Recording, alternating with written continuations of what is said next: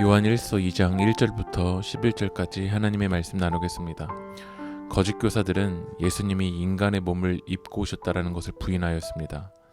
예수님은 영적인 분이라고만 말하면서 삶을 부인하였습니다. 예수님은 우리를 사랑하셔서 인간의 몸을 입고 삶의 현장으로 오셨습니다. 그러나 거짓된 믿음을 가진 자들은 인간의 몸을 입고 있는 우리들이 죄악 가운데 있다는 것도 부인하였습니다. 하지만 예수님이 이 땅 가운데 오신 이유는 2절의 말씀 보면 그는 우리 죄를 위한 화목제물이니 우리만 위할 뿐 아니요 온 세상의 죄를 위하심이라. 구체적인 우리의 삶의 연약함을 씻어주시기 위해서 이 땅 가운데 오신 줄 믿습니다.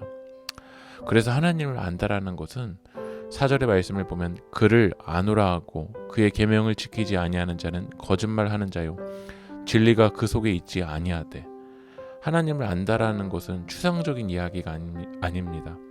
구체적인 삶의 현장에서 하나님의 뜻을 붙들며 지켜나가는 것입니다.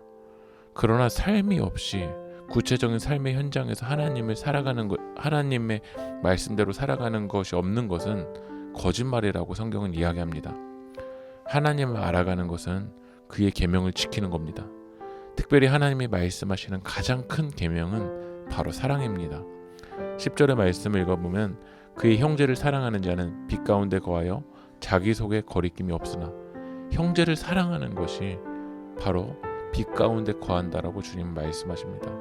그래서 우리는 이웃을 사랑하면서 5절의 말씀을 읽어보면 누구든지 그의 말씀을 지키는 자는 하나님의 사랑이 참으로 그 속에서 온전하게 되었나니 이로써 우리가 그의 안에 있는 줄 아노라. 하나님의 사랑 안에 있을 때, 이웃을 사랑할 때 그가 하나님의 사랑 안에 있다라는 것을 알게 된다라고 성경은 이야기합니다.